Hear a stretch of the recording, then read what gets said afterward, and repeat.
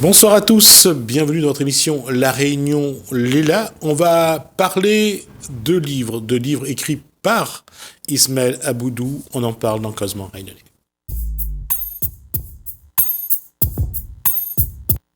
Bonsoir Ismaël Aboudou. Bonsoir. Alors je disais qu'on va parler d'un livre qu'a écrit Ismaël Aboudou. On va juste le présenter tout de suite à la caméra qui est là. Présenter le livre. Donc un destin chorégraphié, bien sûr là-dessus. Ismaël Aboudou a 15 ans. À peu près. À peu près.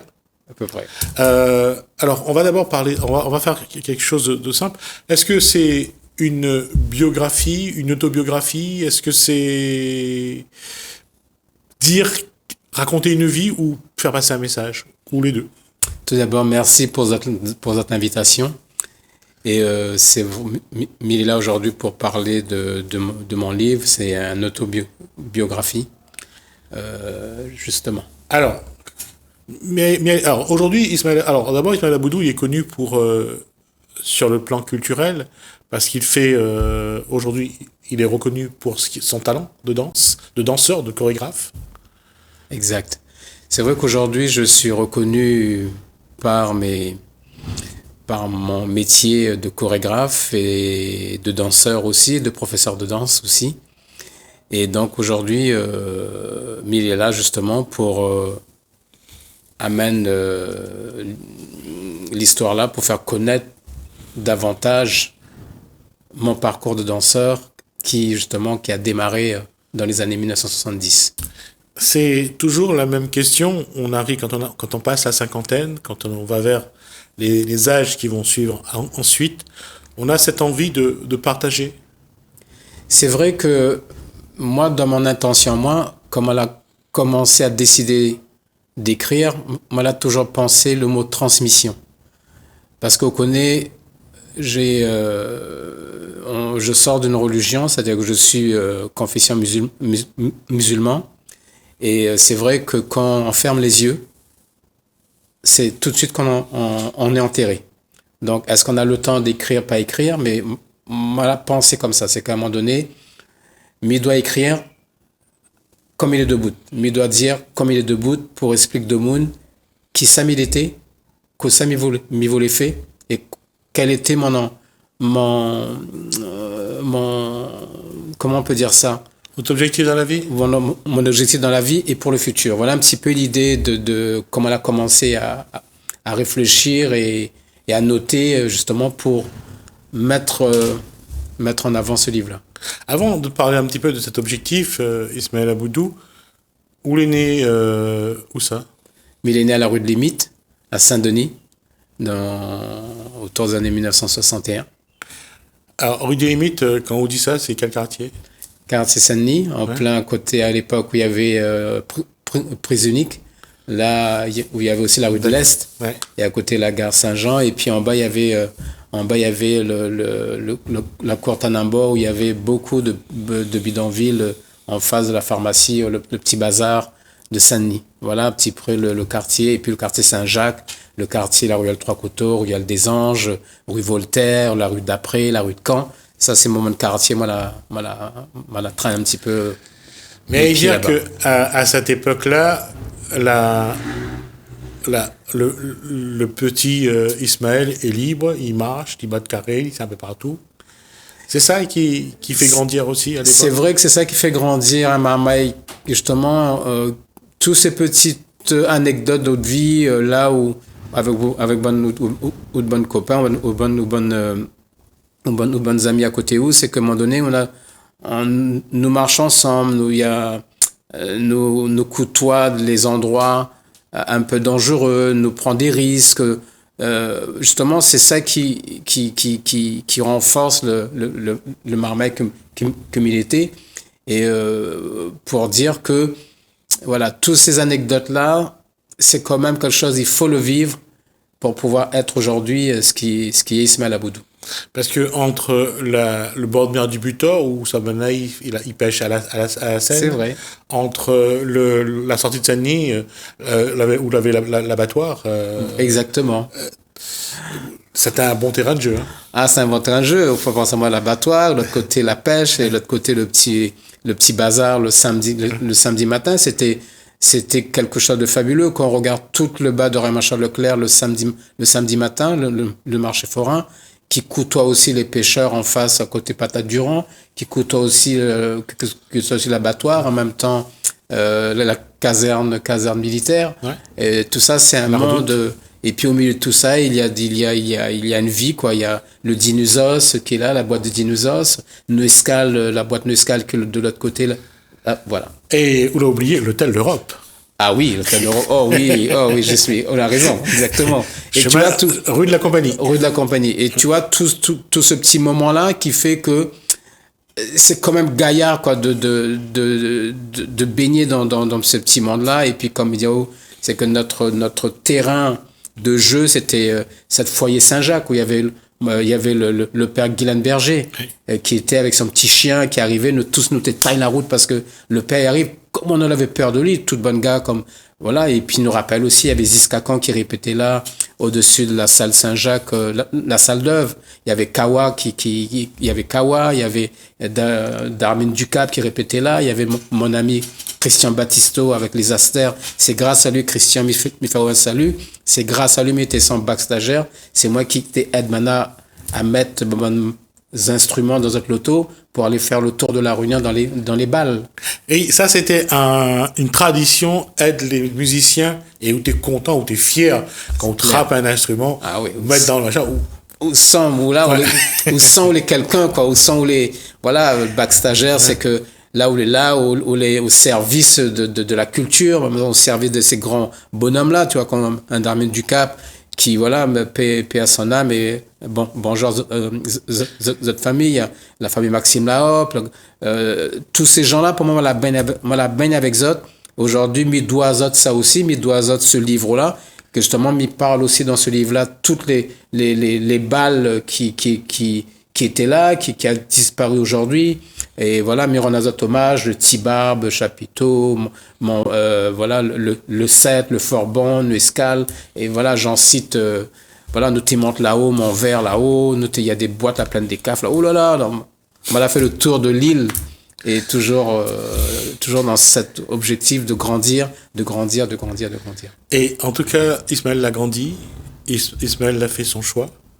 Il devait être un électricien, finalement, il est devenu un danseur. Exactement, comme il décide, on dirait que c'est lui la chasse du moins. C'est vrai qu'il devrait être comme l'aîné de 11 enfants. Merci maman, merci papa. Mais l'aîné de 11 enfants, c'est évident que l'œil d'un parent ne voit pas son garçon devenir un artiste, parce qu'à l'époque-là, c'était quelque chose d'imaginable. Que ça fait entendre bouge de bras, bouge des épaules, etc. Donc, il ne connaît pas cette histoire. Donc, aujourd'hui, là, maintenant, moi, a quitté la Réunion parce que la Réunion, comme dit Mana, m'a fait le tour. Alors, quand il dit a fait le tour, c'est le tour du monde, hein? Non, mais avant, on a fait le tour de la Réunion. C'est qu'à un moment donné, comme il était dans les groupes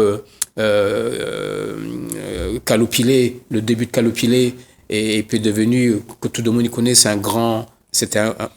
Une troupe folklorique réunionnaise, et c'est vraiment danser, voilà. Apporter la culture réunionnaise partout. Et il était là-dedans, et puis à un moment donné, une dame allemande la découvre moi, c'était une des premières dames qui s'est installée ici, une Allemande qui s'appelle Olga Munizzi, et en danse classique.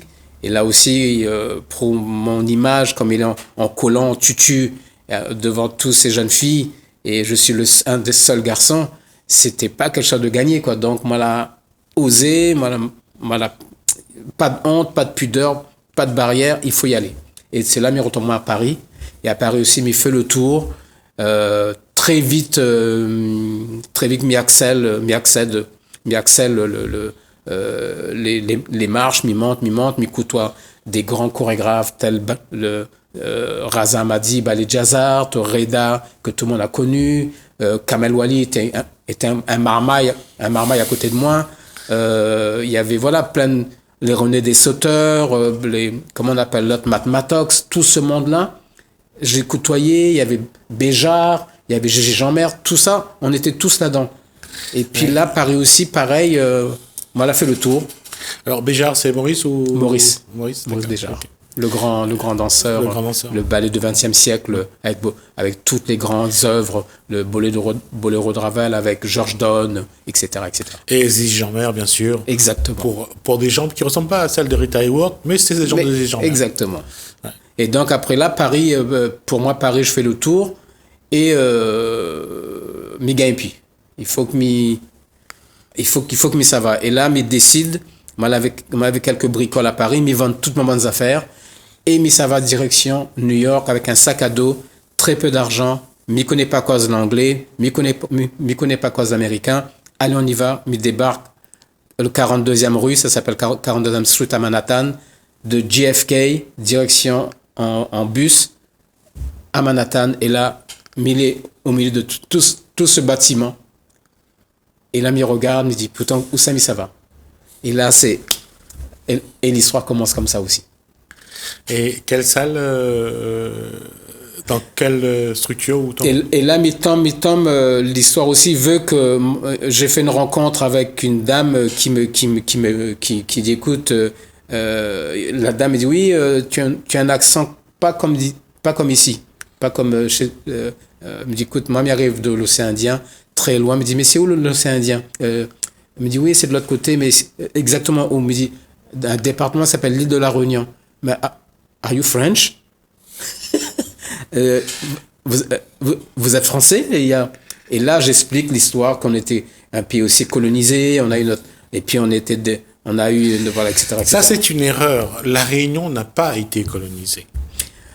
Mais voilà ce que les gens. Ça, c'est une erreur, mais peut-être c'est ça des fois, comme il dit, me veut écrire mon histoire, me veut accaparer mon histoire moi-même, écrire moi-même mon histoire. Pourquoi? Parce qu'à un moment donné, les gens ils peuvent raconter ce que ils veulent. C'est oui, comme, bien sûr. on comprend là, c'est qu'à un moment donné, ou accapare pas l'histoire, crée pas l'histoire, c'est que demain, maintenant ça dit, Ismaël Abdou n'a jamais été chorégraphe, ça. Et Ismaël Abdou n'a jamais fait de la création. En tout cas, transmettre. Voilà, c'est le. Voilà. Et aujourd'hui, après tout ce parcours, toutes ces réussites, quoi Ismaël Aboudou a envie de faire?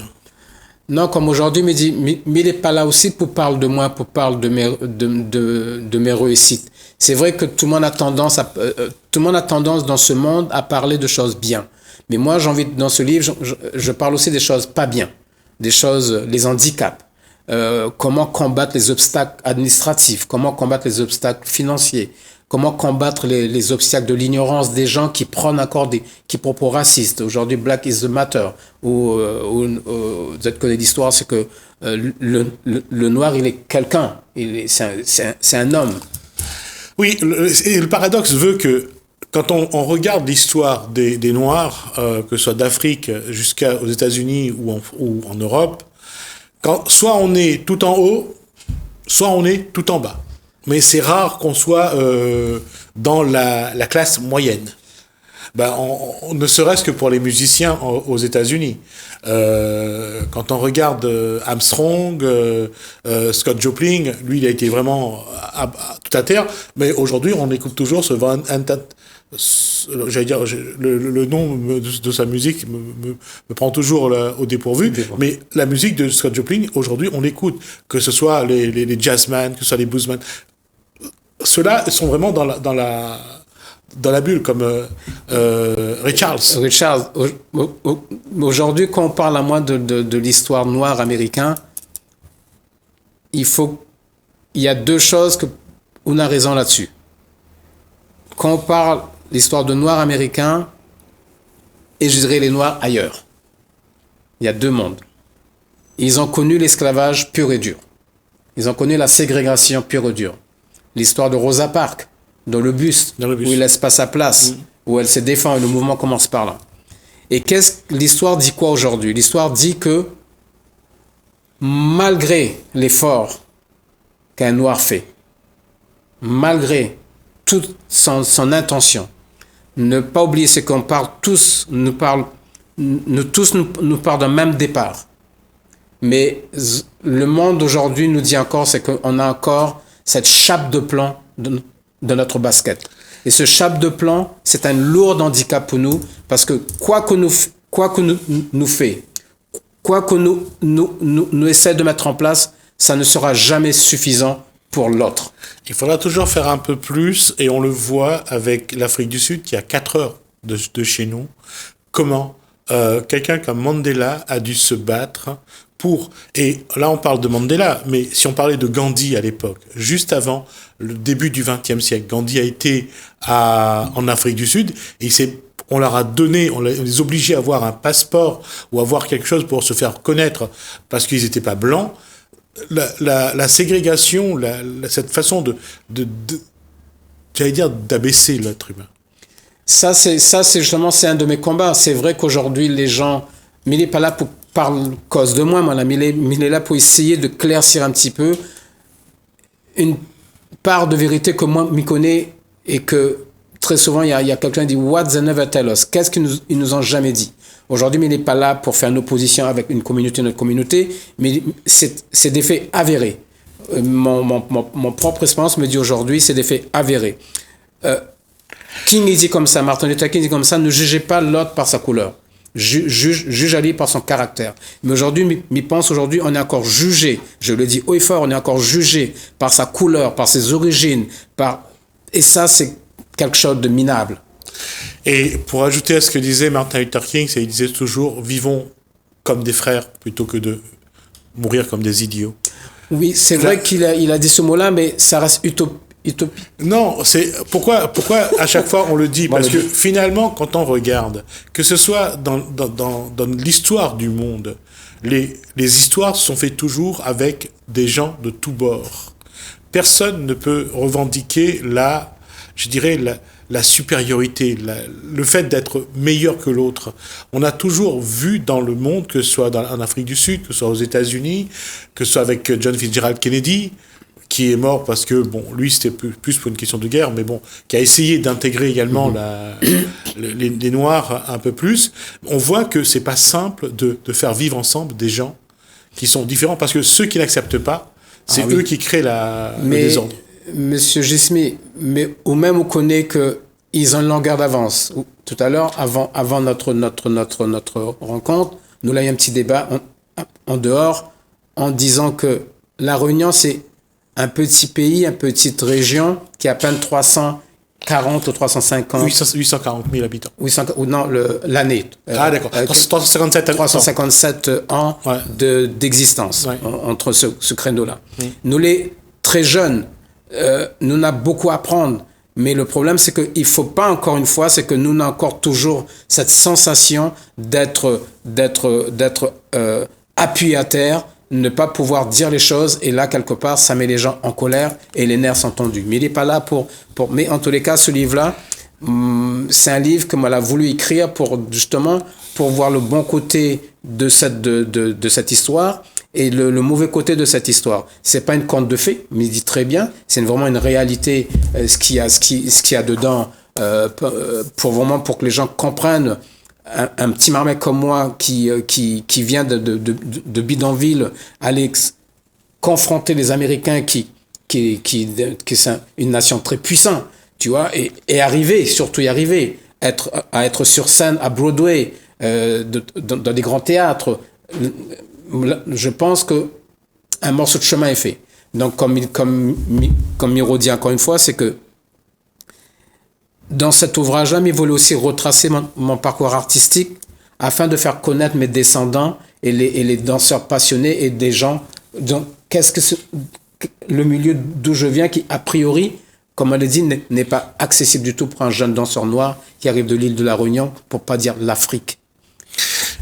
Si on se rappelle de ce grand athlète américain noir qui a gagné 4 médailles d'or aux Jeux Olympiques de Berlin. Alors, on va essayer de se rappeler c'est qui.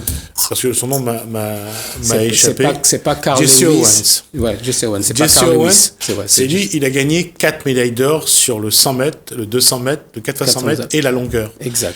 Et quand il revient aux États-Unis, il est invité à un grand hôtel. Mais la règle à ce jour-là, les Noirs passent par la porte de derrière. C'est pour montrer que la bataille pour l'égalité entre les gens de couleur, comme disait Luther King, malheureusement, ça c'est pas gagné encore aujourd'hui. C'est loin.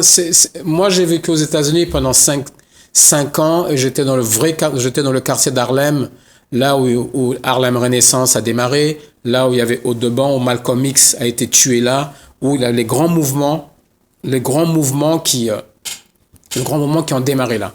Et mes petits azotes, c'est que quand Milly là-bas, me sent moi dans mon monde. Ouais. Parce que me regarde à droite, me voit mon bon frère, me regarde à gauche, me voit mon bon cousin, nous voit des hommes, que ce soit les blancs, les noirs, les jaunes, et bataille pour la même cause, bataille pour gagner cette liberté qui est très très dure par un système qui est mis en place. Et quand on vit là-bas et qu'on est dans la réalité, comme il dit, comme il parle à un moment donné un poème, Harlem, Harlem, je te désire, Harlem, savane bétonnée, refuge des écorchés, Harlem, tu es si près, Harlem, je te désire. L'Afrique, tu es pas très loin.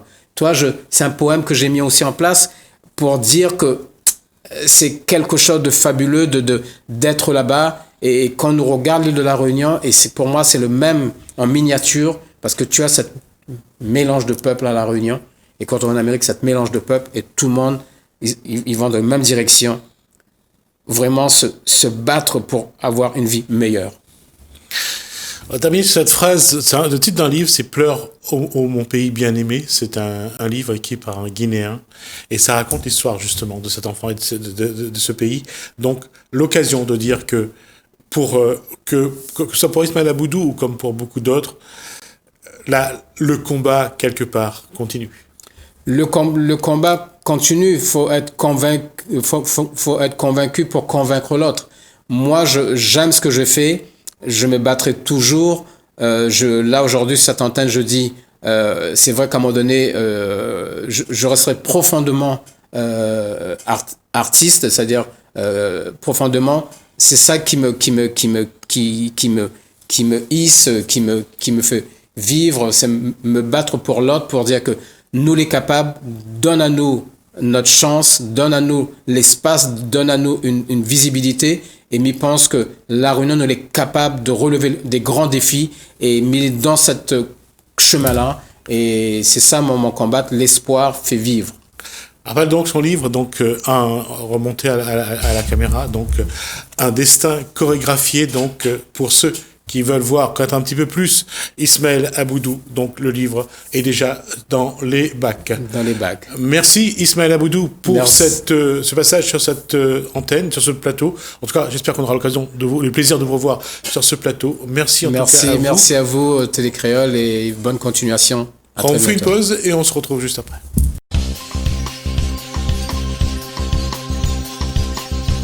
On va démarrer la visite sur une plage de Ponte. Comme disait M. Vittori, en fait, la Réunion était ce qu'on appelait une île à tortues à l'époque de la marine à voile. C'est-à-dire que c'était des îles qui n'étaient pas habitées, il n'y avait pas de population humaine sur ces îles. Donc c'était un peu des sanctuaires et les tortues étaient un petit peu les reines de ces îles. Il y avait énormément de tortues de mer et il y avait aussi des grosses tortues de terre. Et pour leur malheur, en fait, ce sont des animaux qui peuvent résister plusieurs semaines sans se nourrir. Et donc elles étaient embarquées dans les cales des bateaux à l'époque de la marine à voile. Et ça remplaçait un peu les congélateurs actuels. Ça permettait d'avoir de la viande pour nourrir les marins pendant les traversées qui pouvaient durer plusieurs mois. Voilà. Et donc on prélevait ces tortues sur ces îles qui étaient appelées les îles à tortues. Et la Réunion, effectivement, avait été appelée l'île de la tortue parce qu'elle avait en plus, quand on arrivait du large, cette forme un peu particulière de volcan qui ressemble à une carapace de tortue qui dépasse de l'eau. Bon, en un siècle et demi, malheureusement, les tortues ont disparu parce qu'on les a beaucoup consommées. Et en plus, on venait les attraper, pour ce qui concerne les tortues de mer, au moment où elles montaient sur la plage pour se reproduire. Donc non seulement la pression a été forte, mais en plus on a bloqué la reproduction. Et donc en un siècle et demi, les tortues ont pratiquement disparu de l'île de la Réunion. La Réunion a eu 7 noms. Le premier, c'est Dina Morgani. Voilà. C'est les Arabes qui l'ont vu, parce que ça veut dire l'île de l'Ouest. En fait, il venait très certainement de l'île Maurice qui s'appelait Dina Arobi. qui veut dire l'île dévastée. Donc il est fort probable qu'ils aient été pris dans un cyclone et on est en cap sur l'ouest. Ils ont vu l'île, c'est pour ça qu'ici le premier nom c'est l'île de l'Ouest. Après ça a été Santa Apollonia par les Portugais. Après l'île Bourbon. Après il y a eu des échanges après l'île Bourbon, l'île de la Réunion. Un très court temps, heureusement, Bonaparte. Les l'île de la Réunion. Ah oui, j'ai oublié un nom. J'ai oublié le England Forest avant l'île Bourbon. Alors les Mascareignes, c'est l'archipel. Voilà, tu voulais dire quelque chose sur les tortues? Non, mais notamment, comme l'avait souligné le guide, là, effectivement, quand on regarde la mise en place du peuplement à l'île de la Réunion, il figure effectivement les tortues. Les tortues qui étaient, hélas, une des nourritures importantes pour pouvoir justement faire vivre les habitants de la Réunion. On peut se rappeler de l'histoire des 12 mutins, où là on a laissé justement ces brigands soi-disant sur l'île, et lorsqu'ils sont revenus 3 ans après, ils se sont rendus compte que l'île était une île sur laquelle la vie était saine et surtout il y avait à manger, et notamment les tortues. Et il ne faut pas oublier non plus que dans la continuité de l'histoire de la Réunion, les tortues étaient effectivement aussi considérées comme un animal sacré, où beaucoup de marrons effectivement utilisaient ce mode de transport, où on voit dans les illustrations de l'époque le marron debout, assis sur les tortues, où c'était l'animal sacré avec lequel on continuait effectivement à pratiquer la religion, cette religion ancestrale. Vous verrez qu'on a sur Kélonia quelques spécimens de ces tortues éléphantines. Alors c'est pas l'espèce réunionnaise, parce que l'espèce de tortue de terre réunionnaise, qui était une cylindrapsis, donc une tortue un petit peu allongée, malheureusement a disparu, je crois que c'est à la fin du XVIIIe siècle. Mais après ont été réintroduites depuis les Seychelles ou depuis Madagascar d'autres espèces de tortues. Et donc on retrouve maintenant dans les jardins à la Réunion la tortue radiata, la tortue rayonnée, qui est très très connue. On estime à presque plus de 50 000 le cheptel de tortue radiata dans les jardins à la Réunion.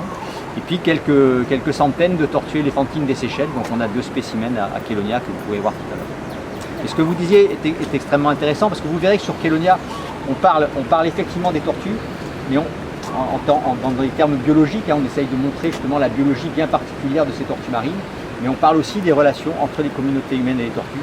Je pense que c'est quelque chose qui est extrêmement fort. Je dis toujours, pour savoir qui on est, il faut savoir d'où on vient. Ça c'est très très important. C'est pour ça qu'on a réservé une salle à Kélonia qui présente justement les relations entre les communautés humaines et les tortues marines. Et ce qu'on a voulu montrer justement, c'est que ces relations sont très anciennes. Dès que les sociétés humaines se sont structurées, elles ont eu des liens très très forts avec les tortues marines lorsqu'elles ont côtoyé ces tortues marines, et qu'ensuite elles étaient très différentes suivant les régions du monde. L'image de la tortue en Océanie n'était pas la même que celle en Occident ou la même qu'en Orient. Et à la Réunion, on a bénéficié un peu de toutes ces influences, et donc c'est pour ça que la tortue fait partie de l'imagerie de la Réunion, et j'espère que grâce à Kélonia et grâce à nos partenaires qui travaillent sur les tortues marines, pour les générations futures, ça continuera à être un symbole de la Réunion. Et en Chine, c'est le nord. Ça représente la diversité nord. Exactement. Ça fait partie des points cardinaux. Donc sur Kélonia, on a représenté justement les plages telles qu'elles étaient à l'origine lorsque les premiers navigateurs sont arrivés à la Réunion, avec la végétation qui est la végétation indigène du littoral ouest. Donc on a travaillé avec l'Observatoire botanique de Mascarin, qui est juste chez nous, pour recréer cette végétation qui a pratiquement disparu à la Réunion. Il y a 20 ans de ça, le Conservatoire botanique de Mascarin estimait qu'il restait 0,01% de cette végétation littorale sèche à la Réunion. Et donc on a travaillé justement pour réhabiliter cette végétation littorale, parce qu'elle a un rôle extrêmement important. Donc vous avez abordé un peu ce rôle de cette végétation. En fait, elle va créer un écran végétal entre la plage et les nuisances qu'il peut y avoir en arrière-plage, donc les lumières, les bruits, etc. Mais elles vont surtout avoir un rôle en termes de ce qu'on appelle la plume olfactive. Les arbres, et notamment le veloutier de mer, qui est un arbre qui fleurit toute l'année et qui a une odeur particulière, va avoir l'odeur générée par les fleurs qui va être entraînée à la surface de l'océan par les vents. Et donc ça va créer ce qu'on appelle une plume olfactive, parce que c'est à peu près la forme que va prendre cette traînée d'odeur sur l'océan. Et les tortues, même à plusieurs kilomètres au large, quand elles montent respirer en surface, puisqu'elles respirent avec des poumons exactement comme nous, elles vont sentir cette odeur et elles vont remonter ces odeurs pour venir fondre au pied des veloutiers, parce qu'elles savent d'instinct que sous ces veloutiers, on va avoir du sable blanc fin, qui est le sable favorable à la ponte des tortues. D'où l'intérêt de recréer cette végétation littorale pour recréer cette plume olfactive et faire revenir les tortues à la Réunion. C'est un programme qu'on a commencé en 1999 et en 2004 et 2005, on a eu des tortues qui sont venues pondre sous les pieds de bois qu'on avait plantés devant Kélonia. À l'époque, c'était devant la ferme. On avait vu l'émission, c'était très émouvant. Hein. Voilà, tout à fait, effectivement. Moi, je me souviens de la première tortue qui est venue pondre. On était avec un collègue de Kélonia justement à surveiller la plage pour savoir si la tortue allait monter. Et on a vu la tortue sortir de l'écume pour venir pondre juste à côté de nous. Et c'était vraiment un moment très émouvant. Alors depuis, parce que les tortues sont revenues pondre sous ces pieds de bois, donc les collectivités ont pris conscience qu'il y avait un intérêt justement à recréer ces végétations. Et là, on a un programme actuellement qui est financé par les mesures compensatoires de la nouvelle route du littoral, donc un financement région, pour recréer sur 5 hectares à La Réunion cette végétation littorale. Donc on a commencé sur Saint-Paul, avec les plages du Cap Laoussé. Ensuite, il y a un projet sur la souris chaude et souris blanche du côté de Trois-Bassins. Et actuellement, on travaille au niveau du cimetière de Saint-Leu. Donc au niveau du cimetière de Saint-Leu, on est en train de recréer cette végétation littorale. L'ONF intervient sur étang salé. Donc on espère comme ça recréer plus de plages favorables à la ponte et avoir plus de tortues qui viennent pondre à La Réunion. Je ne sais pas si vous savez combien de tortues viennent pondre à La Réunion en ce moment. Est-ce que vous avez une idée du On nombre dit de dans tortues? l'émission. Non, c'est une énigme. Deux. Il y a 2 femelles qui pondent à La Réunion. C'est ce que j'ai dit. Une qui pond sur Saint-Leu et une qui pond sur Saint-Paul. Donc vous imaginez, c'est extrêmement fragile. Hein. Il suffit que ces 2 tortues croisent un bateau, malheureusement elles se fassent découper par les lignes de bateau, ou croisent un requin et se fassent manger par un requin, il n'y a plus de reproduction de tortues à La Réunion. Alors c'est peu, mais c'est mieux qu'il y a 50 ans, parce qu'il y a 50 ans ou même 30 ans, quand j'ai commencé à travailler sur les tortues à La Réunion, il y avait 0 tortues qui pondaient à La Réunion. Donc c'est un mieux, mais ça reste encore extrêmement fragile, d'où l'intérêt justement de mener des actions pour augmenter ce cheptel reproducteur à La Réunion.